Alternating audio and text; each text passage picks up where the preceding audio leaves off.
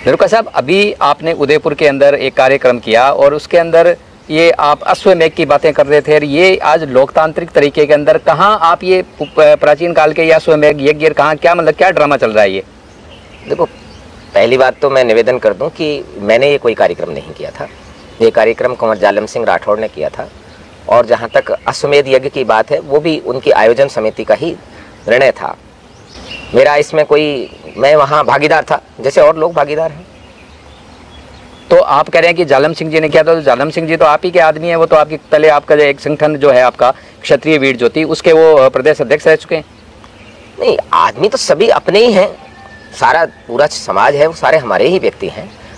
क्षत्रिय वीर ज्योति mission के वो प्रदेश अध्यक्ष रहे हैं। इसका मतलब ये नहीं है कि वो केवल जो मैं कहूँगा वो करते रहेंगे। पर हाँ, ये एक बहुत लंबे समय से मांग थी कि सारे संगठनों को एक कोऑर्डिनेशन किया जाए।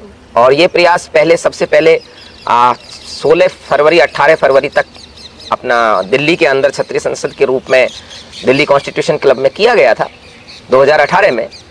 वो कई कारणों से वो भटक गया, या कुछ कहिए कि कुछ लोगों ने उसमें दूध में नींबू डालने का प्रयास किया। तो उसी समय से ये मांग थी और ये इच्छा भी थी, और जालम सिंह जी राठौड़ इसके प्रति बिल्कुल दृढ़ संकल्पित थे भिंडर मंथन शिविर 2016 से ही, कि वो एक ऐसा सभी क्षेत्रीय संगठनों का शक्ति केंद्रों का, खास विशिष्ट व्यक्तियों का, समाज की ताकतों को एक मंच पर लाकर आमने सामने चर्चा करें। नहीं तो एक सिर्फ आमने सामने चर्चा करने की, लेकिन बातें तो ये होती कि भाई सारे संगठन मिलाएं, उनको एक करें, ऐसी बातें चल रही थी। जबकि वहाँ पे आपने मंच के ऊपर जो बुला रखे थे, जैसे विश्वराज सिंह जी हैं, तो मैं उन्हीं का उदाहरण देता हूँ आपको, मेवाड़ राज परिवार का। जब आप दोनों भाइयों को एक नहीं कर सके तो इतने सारे संगठनों को कैसे एक कर पाएंगे?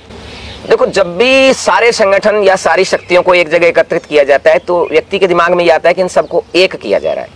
ऐसा बिल्कुल नहीं है। समन्वय किया जा रहा है। रही बात राज परिवार के दोनों भाइयों का, विश्वराज सिंह, लक्षराज सिंह या महाराणा महेंद्र सिंह जी और अरविंद सिंह जी, समन्वय स्थापित करने का प्रयास किया जा रहा है। यदि इस फोरम में शक्ति संचित होगी तो ये काम भी, ये हल भी होगा। भाई भाई हैं, आज नहीं कल बैठेंगे। कोर्ट के निर्णयों से इस तरह के निर्णय नहीं होते हैं, समन्वित उससे होते हैं। और हम एकीकरण का ये मतलब नहीं है कि एक संगठन का दूसरे संगठन में विलय हो जाए। इस एकत्रीकरण का मतलब है कि सब एक कॉमन मिनिमम प्रोग्राम पर, अभी गठबंधन का युग है साहब, जब सरकारें गठबंधन से चल सकती हैं।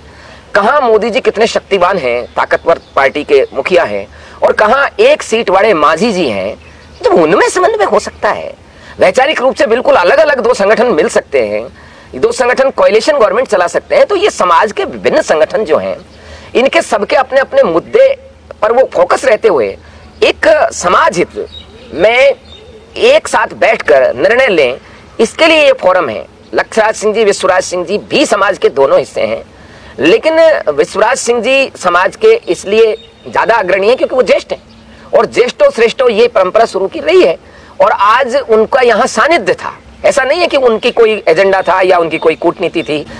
उनका सानिध्य था, और वो अकेले भी नहीं थे, और भी महाराजा लोग वहाँ विराजमान थे, और सबके सानिध्य में डिसिप्लिन मेंटेन करने के लिए ऐसी व्यवस्थाएं की जाती है। आपने वो जो अश्वमेघ यज्ञ का जो स्वांग रचा, उसके बारे में तो कुछ बताया नहीं कि उसका मकसद क्या था, वो था क्या? ये इस तरह के शब्द शोभनीय नहीं है। ये स्वांग नहीं था। हम चूंकि जिस परंपरा से, वैदिक संस्कृति से, सनातन संस्कृति से, भारतीय संस्कृति से आते हैं, उस संस्कृति में प्रतीक चिन्हों का बड़ा महत्व है। ये प्रतिमा पूजन तो बाद में शुरू हुआ है, जब बौद्ध और जैन मतों का प्रादुर्भाव हो गया था। हमारे यहाँ जैसे सूर्य भी एक प्रतीक है नारायण के, हमारे यहाँ गंगा माता का प्रतीक है, धरती माता का प्रतीक है, गौ माता का प्रतीक है, ऐसे ही अश्व शक्ति का प्रतीक है। प्रतिष्ठा, पद, परंपरा और शक्ति के प्रतीक अश्व को, जो शनि पुत्र हैं, उनके पूजन के साथ ये अश्वमेध यज्ञ ऐसा नहीं है कि वहां हम पीछे पीछे तलवार और बंदूक लेके चलेंगे और लोगों को जबरदस्ती मिलाने का प्रयास करेंगे। ये वैचारिक अश्वमेध यज्ञ है।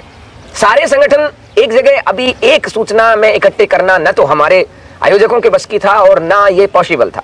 तो जितने संगठन आए हैं, ये उस एक विचार पर सहमत हैं, समन्वित हैं। अब क्या है कि भारत के विभिन्न कोनों में जो हमारे सामाजिक संगठन, ग्रामीण लेवल से राष्ट्रीय लेवल तक की संस्थाएं हैं जो यहाँ नहीं पहुंच पाई हैं, उन तक विचार जाएगा, और अश्वमेध यज्ञ के रूप में ये अश्व यहीं रहेंगे। इनके साथ साथ एक कमेटियां, जो हमारी कोऑर्डिनेशन कमेटी बन रही है, उसकी प्रदेश लेवल की कमेटी बनेगी, और वो कमेटी उनके पास जाकर 3 तरह से कार्रवाई करेगी। सबसे पहले तो यहाँ से पत्र जारी होगा कि ये विचारों पर समन्वय बना है, और आपसे अनुरोध है कि यदि आप भी समन्वित हैं तो आप इससे जुड़ जाएं। एक बात। दूसरी बात, जब उनके नहीं समझ बैठेगा तो जूम मीटिंग्स और सोशल मीडिया की जो मीटिंग्स के जो प्लेटफॉर्म्स हैं, जो क्लब्स हैं, उनके जरिए उनसे बात करेंगे। हमें आशा है कि दूसरे चरण में वो समन्वित हो जाएंगे। इसके बाद भी यदि दिक्कत रहती है तो जो आशुरक्षक दल या उस समन्वित समिति बनेगी वो वहां जाकर उनसे बात करेगी। फिर भी यदि नहीं समझते हैं तो हमारे समाज के जो अच्छे चेहरे हैं, जिन पर विश्वास किया जाता है, वो चेहरे उनसे बात करेंगे। और उसके बाद भी यदि कोई रह ही जाता है, वैसे आशा नहीं है कि, हमको अपेक्षा नहीं है कि उसके बाद कोई रह जाएगा, यदि उसके बाद भी रह जाता है तो भी देखो, ये तो कौरव पांडव भी भाई थे, कृष्ण उनमें एकता नहीं कर पाए, हम तो कृष्ण के साधक, उनके शिष्य, उनके अनुयायी हैं। तो हमारा मकसद है कि मैक्सिमम यानी ज्यादातर बहुजन समाज, जैसे ही बहुजन समाज जाति रूपक बन चुका है, बहुजन के जोड़कर सर्वजन हित की बात किया जाए, उसके लिए अश्वमेध यज्ञ है। और ये 1 वर्ष के लिए किया गया है। इसमें 3-3 महीने में रिव्यू होगा, कोऑर्डिनेशन कमेटी की हर माह मीटिंग होगी। मीटिंग के लिए जरूरी नहीं एक ऑफलाइन मीटिंग हो, आजकल ऑनलाइन प्लेटफॉर्म है, उसमें मीटिंग होगी और रिव्यू चलेगा। 3 महीने में कहां तक पहुंचे, 6 महीने में कहां तक पहुंचे, और फिर 1 वर्ष बाद पुनः इन सब का इस अश्व की पूजा। निरुका साहब, आप लोग सामाजिक कार्यक्रम करने के अंदर माहिर हो, व्यवस्थाओं के अंदर, लेकिन यहाँ पे मैंने देखा कि मंत्री, उत्तर प्रदेश के जैसे मंत्री आए हैं, कोई सांसद हैं, इतने बड़े बड़े लोगों को आपने बिल्कुल सामने बिठा रखा था, उनको मंच के ऊपर कहीं जगह नहीं दी, न उनको बोलने के लिए पूरा मौका दिया गया। हमें स्टेज पर बोलने का मौका क्यों नहीं दिया जा रहा है? कल सिर्फ 1 महिला को बोलने का मौका दिया गया। ऐसा नहीं है। देखिए, अनुशासन तो भी कोई प्रोटोकॉल का तो ध्यान रहना चाहिए। नहीं, प्रोटोकॉल का मेंटेन किया गया था, लेकिन एक नियम बनता है ना, किसी कोई प्रोटोकॉल पे किया। जैसे अभी हम क्या करते हैं कि किसी काम को निपटाने के लिए कोई एक पैरामीटर रख देते हैं कि भाई जो ज्येष्ठ है उसका पगड़ी बनता है। जब अपने कोरोनेशन होता है तो ज्येष्ठ का जैसे कोरोनेशन होता है, पगड़ी बंधी जाती है। तो एक प्रोटोकॉल रख दिया कि भाई जो ज्येष्ठ है उसका होगा, बाकी छोटे भाइयों का नहीं होगा। गांव में भी पहले जब ठाकर होता था तो बड़ा ठाकर होता था, बाकी बनाई कहलाते थे। इसी तरीके से जब चूंकि इतनी बड़ी शक्तियां वहां सब एकत्रित थी, उसमें समाज के मंत्री भी थे, पूर्व मंत्री भी थे, सांसद भी थे, पूर्व सांसद भी थे, पूर्व कैबिनेट मंत्री भी थे, वर्तमान कैबिनेट मंत्री भी थे, एमएलए भी थे, और इन सबसे बड़े, बहुत बड़े बड़े समाज को देने वाले लोग, दानवीर लोग, वो भी उपस्थित थे। यदि अपन इस मंच पर ऐसे करते तो मंच पर ज्यादा हो जाते लोग, क्योंकि ये सभी संगठनों के राष्ट्रीय अध्यक्ष थे। ज्यादातर संगठनों के राष्ट्रीय अध्यक्ष आए थे, जो नहीं आ पाए थे उन्होंने अपनी पावर डेलीगेट करके अपने दूसरे उनको भेजा था।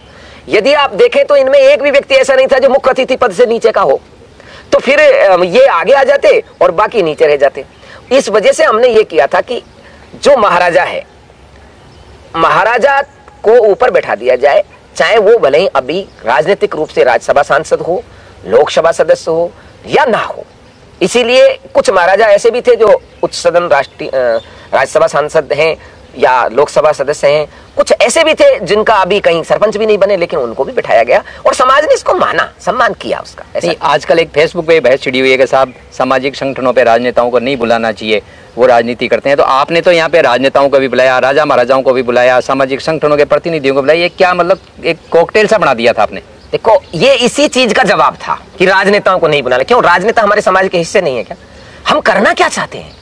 हम राजनीतिक भागीदारी को बढ़ाना चाहते हैं या शून्य करना चाहते हैं? और देखिए, जब राजनीतिक भागीदारी बढ़ानी होगी तो वर्तमान जो राजनीति में ऐसे नहीं पहुंचता है साहब। एक गजेंद्र सिंह शेखावत साहब को बनाने के लिए 20-25 साल लगती हैं। इस तरीके से जो राजनीति में बनते हैं, पहुंचते हैं, तो उनका सम्मान तो बरकरार रखना पड़ेगा ना आपको। नहीं, वो क्यों आएंगे आपके पास में? आपके राजनेताओं को आपको सम्मान देना पड़ेगा और अनुशासन का पाठ भी पढ़ाना पड़ेगा और समाज के हिस्से में रखना पड़ेगा। मैं धन्यवाद दूंगा उत्तर प्रदेश के कैबिनेट मिनिस्टर साहब का कि उन्होंने इस प्रोटोकॉल को माना, अनुशासन को माना और अपनी वाणी से वो कह के गए। वो यहाँ कैबिनेट मंत्री के रूप में नहीं आए थे, वो क्षत्रिय महासभा, जो जिनके हमारे कई क्षत्रिय महासभा हैं, उसके एक संगठन के राष्ट्रीय अध्यक्ष हैं और उस राष्ट्रीय अध्यक्ष होने के नाते वो यहाँ पधारे थे और उनका उद्बोधन भी राष्ट्रीय अध्यक्ष के नाते भी था, राष्ट्रीय अध्यक्ष के अनुरूप भी था। निरुका साहब, आप सारे संगठनों को संगठित करने की बात कर रहे हैं, लेकिन आज तक आप लोग, मैंने जितने भी सामाजिक आयोजन देखे हैं इस तरह के, जब कई संस्थाओं के लोग मिलते हैं तो कोई भी विषय के ऊपर कोई बात नहीं करता, जो आता है अपनी भड़ास निकालता है माइक लेकर के, जैसे कोई आंदोलन कर रहा हो। प्लीज़ अपन भाषण नहीं दें, मैं आपका हाथ जोड़ के विनती कर रहा हूँ, अपन इस भाषण के लिए नहीं आए हैं। यहाँ जितने भी विराज हैं ये सब अपने आप में नेता हैं।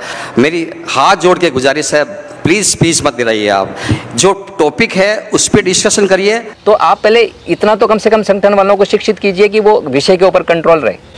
समाज बहुत बड़ा है और बहुत सारे उसमें संगठन हैं और उन संगठनों के बहुत सारे प्रतिनिधि हैं। अब वो एक ही दिन में आपके पाठ में पड़ जाए ये संभव नहीं है, लेकिन अधिकांश लोगों ने इस बात का ध्यान रखा कि समय का भी ध्यान रखें, प्रोटोकॉल का भी ध्यान रखें और वो वहां तक फोकस रहे। अब व्यक्ति है इतने दिन से दाड़ दाड़ कर आंदोलन किए हैं, भाषण दिए हैं, तो वो माइक आते ही वो एकदम फड़फड़ा जाते हैं, भूल जाते हैं, इसलिए वो थोड़ा सा विषय से हट जाते हैं। हमने प्रयास किया संचालन के द्वारा कि उनको वापस वहीं लाएं। देखिए मंथन है, ये मंथन है, चिंतन है। मंथन और चिंतन में क्या होता है कि अमृत भी निकलता है और विष भी निकलता है। विष को आयोजकों को पीना पड़ता है शंकर बनकर। शंकर का मतलब होता है शंकाओं का जहां समाधान हो जाए। आयोजक विष पीते हैं और जो भागीदार और समाज है उसके लिए अमृत दिया जाता है। तो ये प्रयास है, इसलिए आपने हो सकता है विष देखा हो कहीं, लेकिन उसे तो शंकर पी गए, उसे तो जो आयोजक हैं वो पी गए और अमृत समाज के लिए आ रहा है और आएगा। आगे आने वाले दिनों में इसके प्रभाव पड़ेंगे। ये कोऑर्डिनेशन कमेटी सर्वाधिकारी होगी, इसमें कोई ऐसा नहीं है कि एक व्यक्ति को ज्यादा अधिकार एक को कम। ये जितने संगठन हैं ये उसके संसद सदस्य की तरह, विधानमंडल सदस्य की तरह भागीदार होंगे और तय वो ही करेंगे कि उनकी तरफ से उनका अध्यक्ष भाग लेगा या उनका कोई प्रतिनिधि भाग लेगा।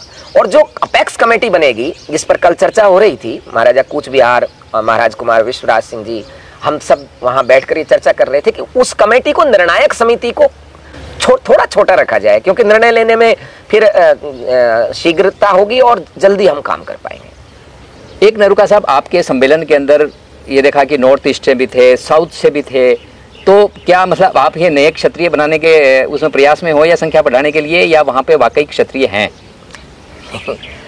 ऐसा नहीं है, हमारे जानकारी के अभाव में हम ये जानते नहीं है कि क्षत्रिय कहाँ कहाँ रहते हैं। दक्षिण भारत में भी क्षत्रिय हैं, पूर्वी भारत में भी क्षत्रिय हैं। राजमाता गायत्री देवी तो आई कूच बिहार से हैं, राजमाता कोटा भी कूच बिहार की हैं, और हमारे वैवाहिक संबंध, रक्त संबंध शुरू से सब जगह से हैं, दक्षिण भारत से भी हैं। वहां हम जानते ही नहीं कि दक्षिण भारत में 33% तक भी क्षत्रिय हैं। पांडिचेरी में 60% हैं। ग्रेटर कूच बिहार जो अभी पश्चिम बंगाल और असम का हिस्सा है, वहां 60% तक क्षत्रिय हैं। और संख्या बल हमारा जाना जाए, ये कोई इस प्रजातांत्रिक युग में गलत चीज थोड़ी है। पता तो लगना तो चाहिए ना हम कहाँ कहाँ हैं, और हम जा उलझते हैं ऐसी जगह पर कि जहां हम सीधा पराजय की तरफ बढ़ जाते हैं। इन क्षेत्रों से यदि हम शुरुआत करें तो विजय हमारे साथ होगी, और विजय के साथ ऊर्जा आएगी, वो पूरे देश में काम आएगी। तो आप थे राजऋषि राजेंद्र सिंह जी नरुका, जिनसे हमारी अभी 2 दिन उदयपुर के अंदर जो वैश्विक क्षत्रिय महासम्मेलन था उसके आयोजन के ऊपर हमारी चर्चा हुई है। उम्मीद है उस आयोजन के बारे में आपको जो सूचनाएं चाहिए थी या जो कोई भ्रांतियां थी वो दूर हो गई होगी। धन्यवाद। जय हिंद, जय भारत।